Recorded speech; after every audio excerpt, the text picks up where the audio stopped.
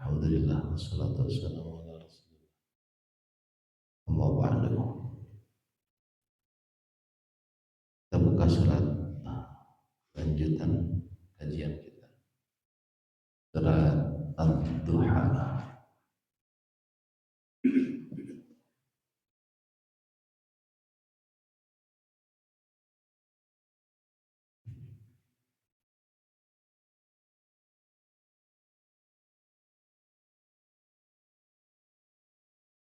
Tanam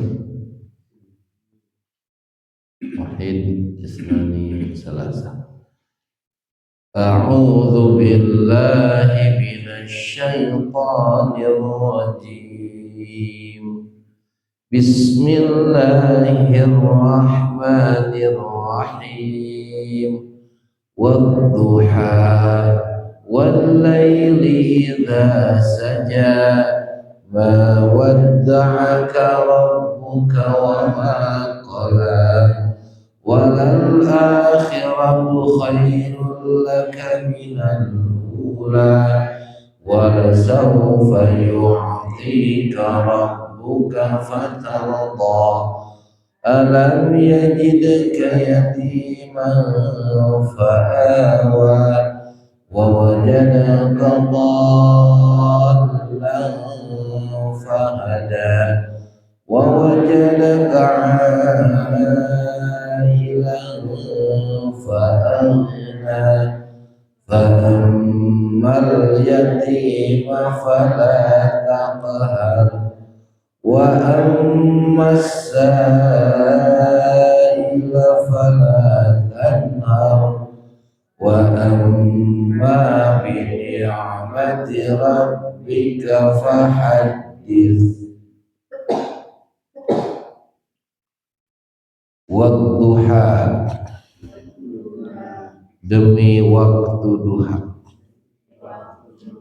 wal laili, dan demi malam, idza apabila saja telah sunyi, ma tidaklah,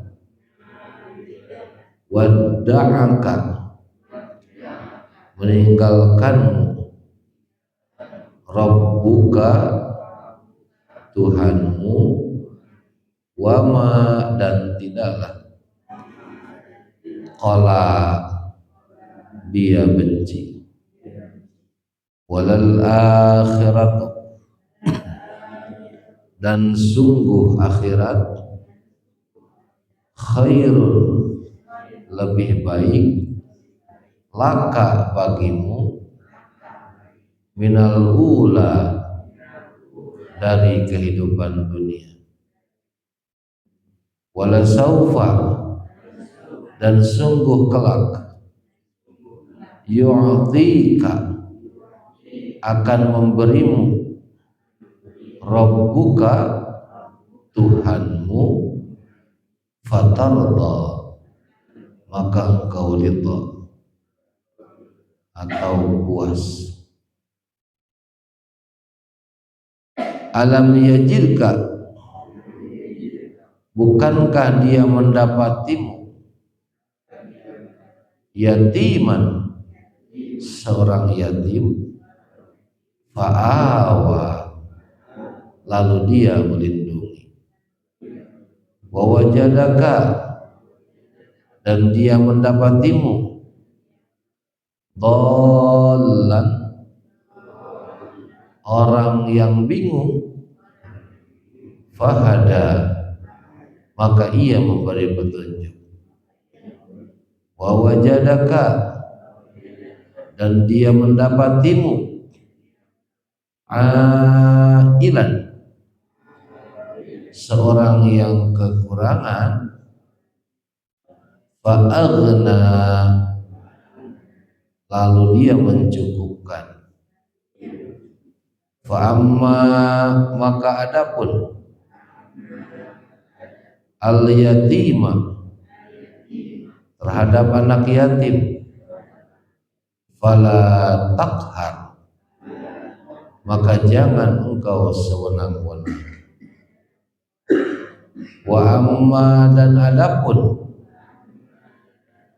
as-sailah terhadap orang yang meminta-minta, fala tanhar, maka jangan engkau menghardik. Wa amma dan adapun binikmati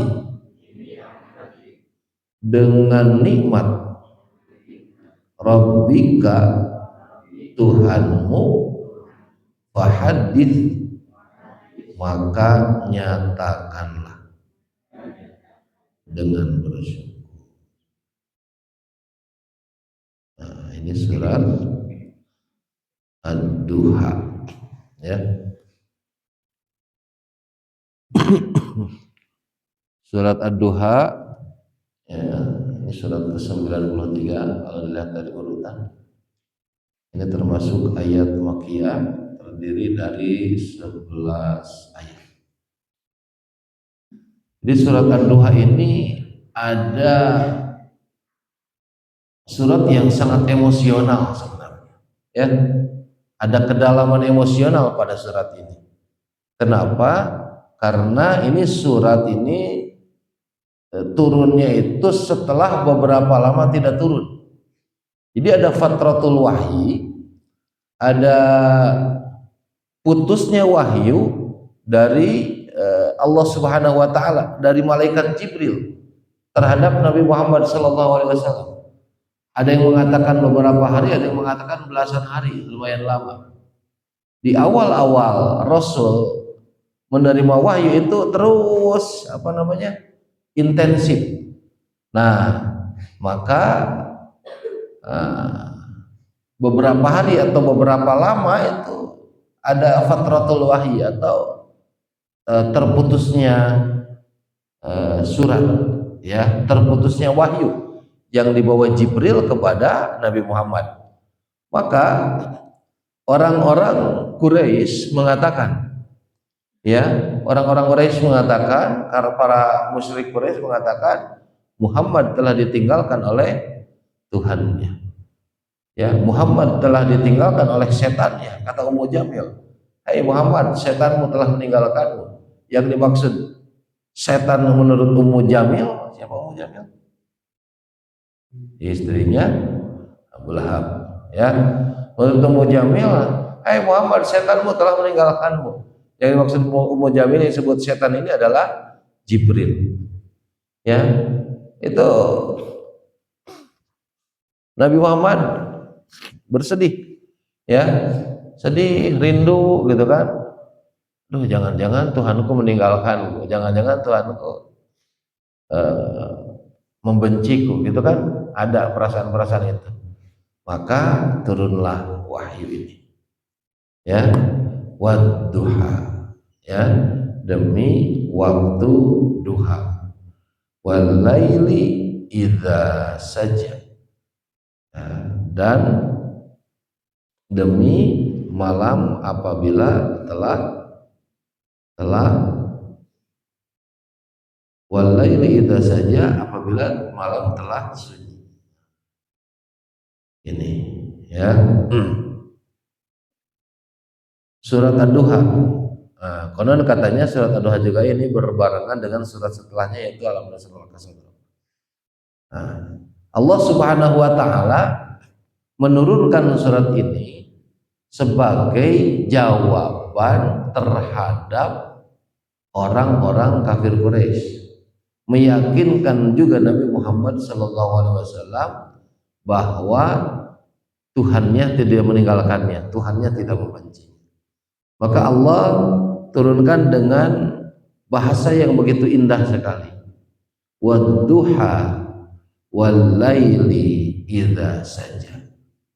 Ya, demi waktu duha, ya, walaili idza saja, dan demi malam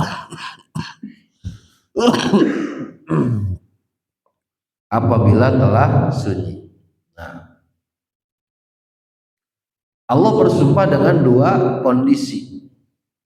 kondisi alam. Satu, duha, di mana di dalam duha itu, di waktu duha itu terang benderang. Dua, malam. Allah tidak memakai kata azlama di sini ya. Dan malam apabila apa azlama itu artinya? Muslim itu apa? Gelap ya. Enggak, tapi ini yang dipakai ini begitu indah ya. Ini sebagai hiburan untuk Nabi kita, Nabi Muhammad SAW, bahkan untuk kita. Duha ketika dia bersinar di pagi harinya, malam ketika sunyi saja, ketika sunyi ya. Dan demi malam apabila telah sunyi. Artinya malam ini bukan sesuatu yang menakutkan. Kalau dipakai kata gelap, ya, dipakai kata gelap itu bisa jadi secara psikologi betapa menakutkannya kegelapan itu. Maka Allah pilih bahasa walaili idza saja. Ya, demi malam apabila telah sunyi. Ya. Ini sebagai awal untuk kemudian Allah Subhanahu wa taala menurunkan selanjutnya ma wadda'aka rabbuka wa ma qala. Tidaklah Tuhanmu meninggalkanmu wa ma qala, dan tidak membenci. Ya. Nah, artinya ini secara fitrah, secara alami ada masanya orang itu ada waktunya terang, ada waktunya sunyi. Ya, ada waktunya sibuk, ada waktunya istirahat. Nah, Allah yakinkan kepada nabinya bahwa dia tidak membenci, dia tidak meninggalkannya. Kalimat yang dipakai juga ma wadda'aka. Kalau kalimat wadda'a itu pakai dhamir ka, ya. Ma wadda'aka. Ya. Pakai dhamir ka. Tetapi pada kalimat qala enggak pakai ka. Ya. Untuk qala tambahan ka enggak. Tidak meninggalkanmu dan tidak membenci, tidak ada kata membenci mu, tidak. Betapa indah sekali ini bahasa.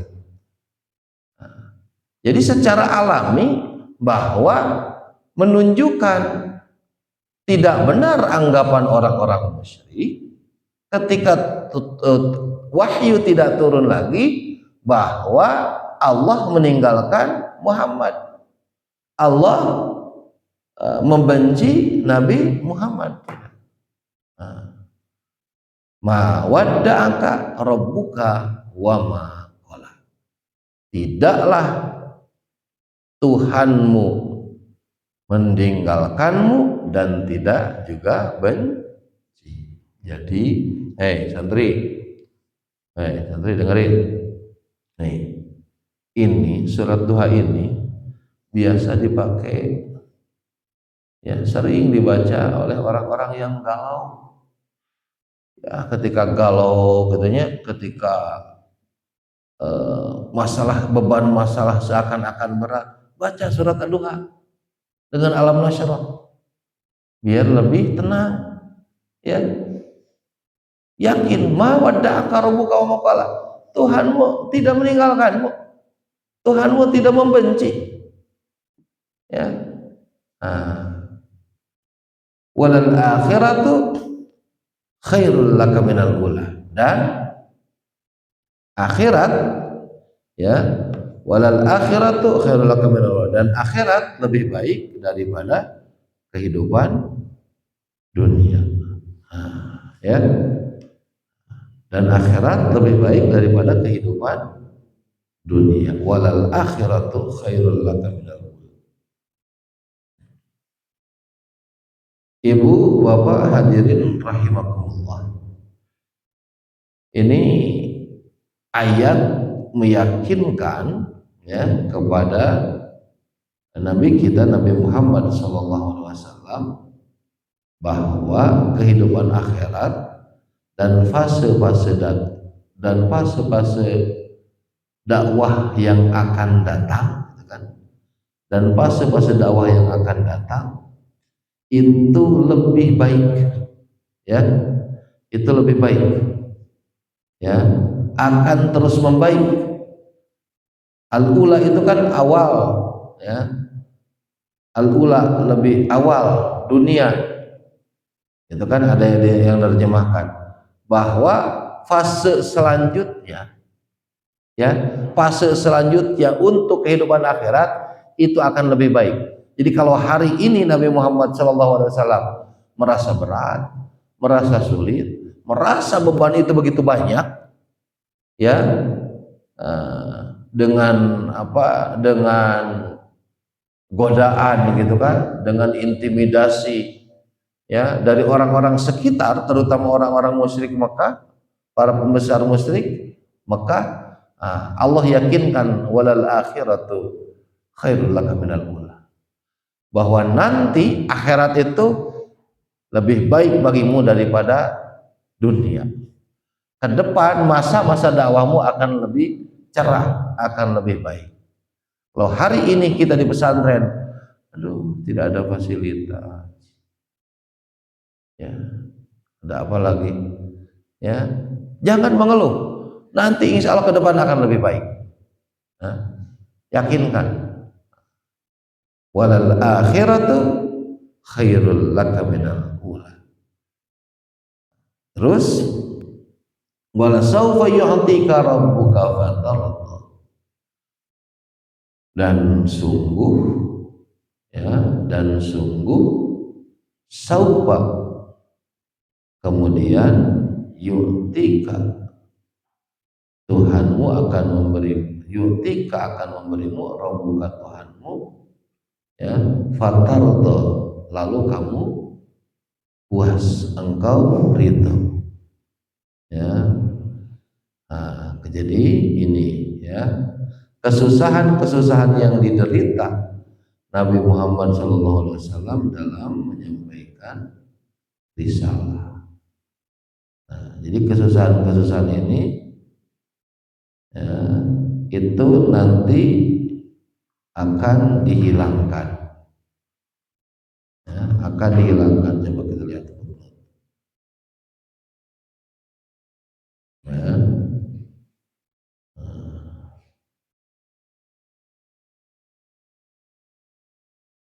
Wala saufa yu'tika rabbuka fatarda. Ini janji dari Allah Subhanahu wa taala bahwa Allah Subhanahu wa taala akan memberikan karunia itu kepada Rasulnya dan akan dijanjikan pertolongan. Artinya nanti Nabi Muhammad itu akan puas, ya, akan puas dengan dakwah, dengan risalah dakwah yang dibawa olehnya.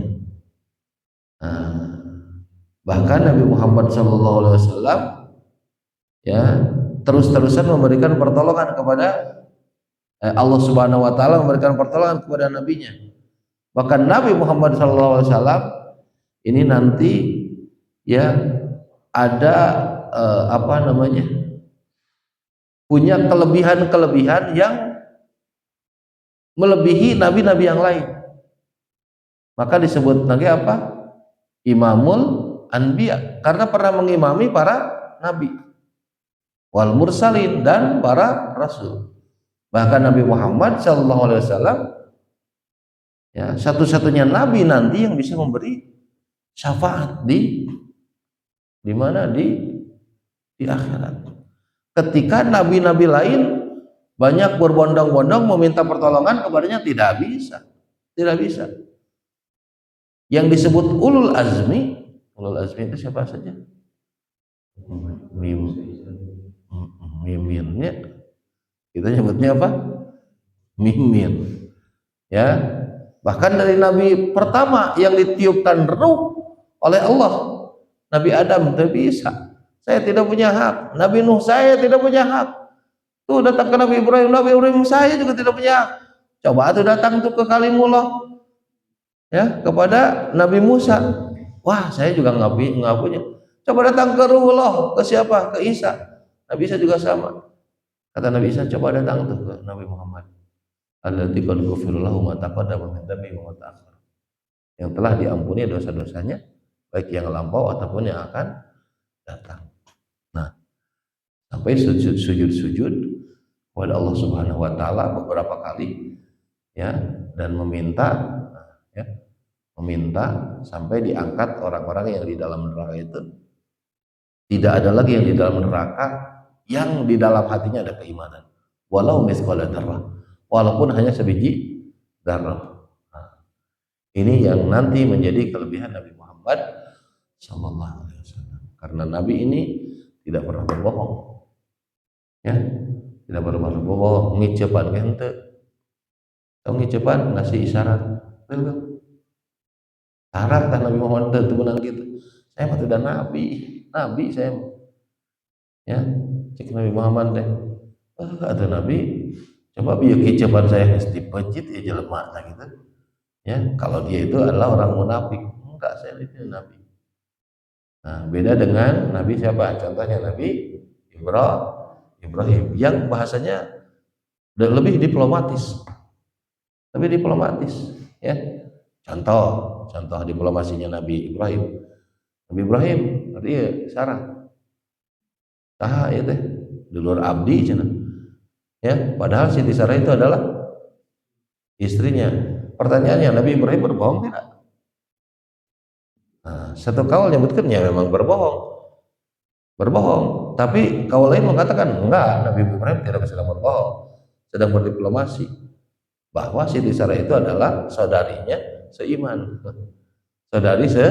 seiman. Kalau dia bilang Siti Sarah adalah istrinya, maka Siti Sarah akan diambil oleh Raja Mesir.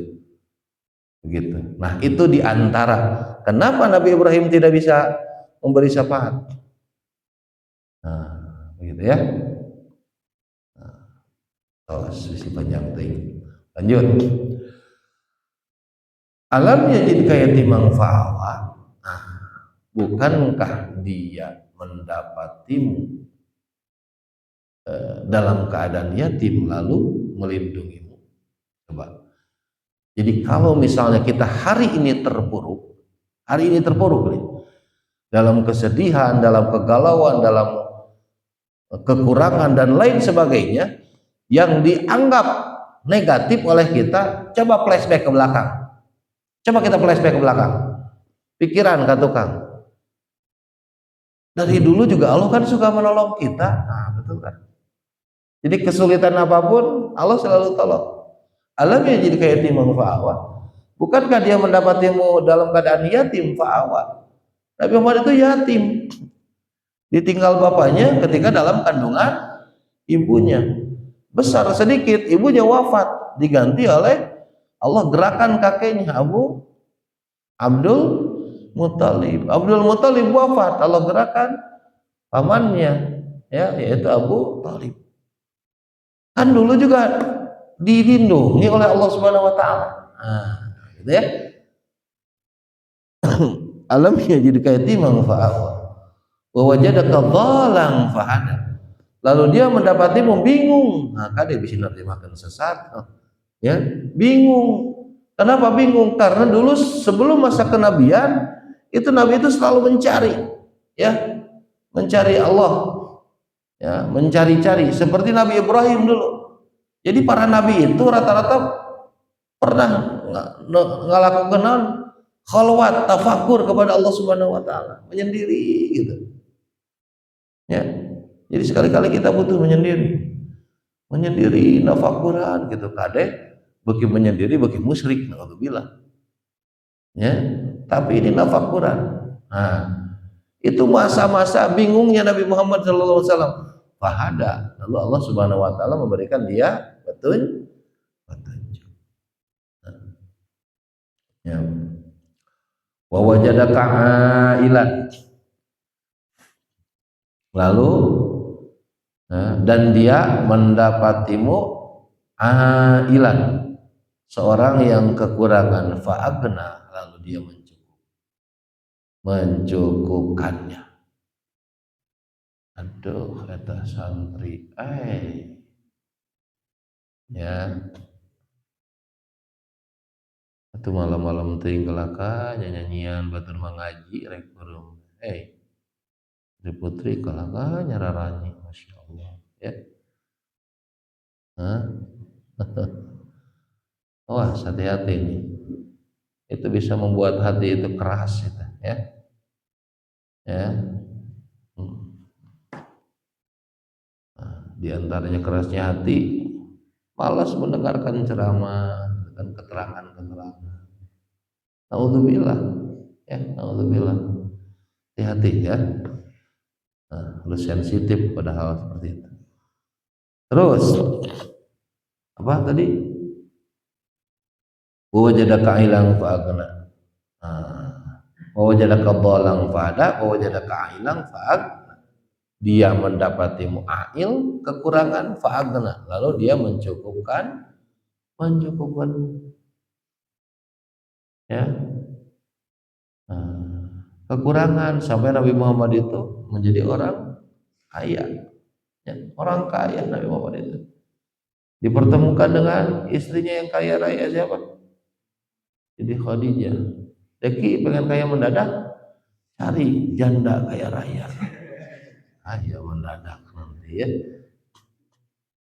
Seperti itu ya. Iya, Allah utus Siti Khadijah itu diantaranya. Dan Siti Khadijah ini orang yang hartanya itu banyak sekali. Ya, konon kekayaan Mekah itu 1/3 ada di Siti Khadijah. Ya, dan itu habis untuk dakwah. Habis untuk dakwah. Dengan senang hati tentunya. Ya, dengan senang hati. Jadi kalau kita habis harta, habis uang dalam talabul ilmi, dalam berdakwah, wajar. Ya, wajar. Siti Khadijah mah habis segala rupa anak. Ya, padahal itu orang yang kaya raya sekali. Nabi Muhammad juga sama.